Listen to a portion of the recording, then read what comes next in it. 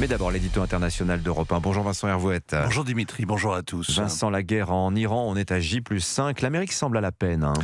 Alors il y a le brouillard de la guerre qui est repéré dès l'Antiquité, puis il y a pire, l'illusion d'optique que produit le spectacle de la guerre sur Internet et les chaînes info. Hier, on avait le nez sur les ruines fumantes ici et là, dans les Émirats voisins, c'était le malheur qui frappe au coin de la rue.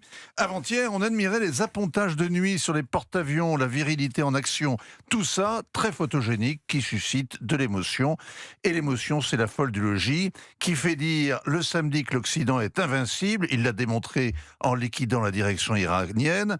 Et 3 jours après, en voyant les drones et les missiles qui s'abattent alentour, que l'Amérique est défiée et qu'elle sera défaite. La réalité, c'est que la guerre est toujours incertaine, qu'elle réclame de la patience et l'affrontement de 2 volontés.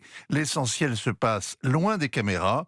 Cette guerre commence à peine et on ne la connaîtra pas vraiment avant qu'elle soit terminée. Alors Donald Trump et Marco Rubio, hier, ont répété qu'ils iraient jusqu'au bout et que l'offensive allait s'intensifier. Ils mettent le paquet pour créer les conditions de la victoire. Ils peinent à convaincre parce qu'en fond de décor, il y a cette immense ambassade américaine à Riyad qu'il faut évacuer après les tirs de drones, le centre de la CIA qui brûle à côté, un consulat touché au Kurdistan, 6 soldats tués dans un bunker au Koweït, et voilà des milliers de fonctionnaires américains qui plient bagages et rentrent au pays.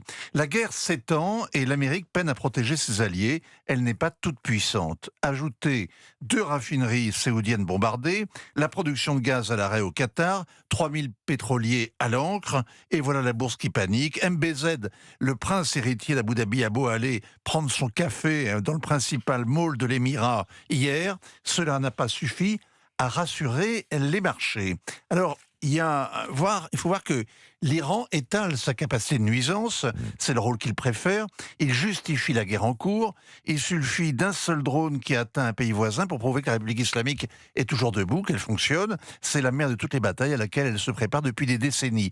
L'état-major est décimé, et incapable de transmettre des ordres, eh bien qu'importe, chaque unité de gardien a son ordre de mission, sa cible, ses missiles. C'est le contraire de l'armée française. Vous vous souvenez de la devinette qu'on posait au poilu? Non. Sur quoi tire l'artilleur? Réponse, sur l'ordre de ses chefs. Eh bien en Iran, c'est le contraire, plus de chefs, la guérilla en autogestion, la République islamique est comme le canard, on peut la décapiter, elle continue de canarder. Intéressant. Les dirigeants tués samedi sont d'ailleurs aussitôt remplacés, même le guide suprême. Ce sont autant de cibles. Le nouveau ministre de la Défense n'a pas dû avoir le temps de passer la garde en revue. Il a déjà été éliminé. Mais le mieux, évidemment, c'est l'élection du nouveau guide suprême. Le bâtiment de Rome, où les 88 membres du Conseil des experts ont officié, leur premier conclave depuis 27 ans. Rome, Ce building... Pardon, je me permets, c'est comme, on dit comme, et vous dites, ça se Oui, mais on prononce dit Rome, Oui. on est iranien. Pour qu'il y ait Je pas fais de- du genre. Non, mais pour qu'il y ait Je pas de parle confusion. farci couramment, vous savez. Bon, ce building a été rasé pendant le dépouillement du scrutin. Ah oui. Trop tard, Mojtaba Khamenei a été élu, le fils de son père. Encore moins de charisme, toujours plus d'intransigeance.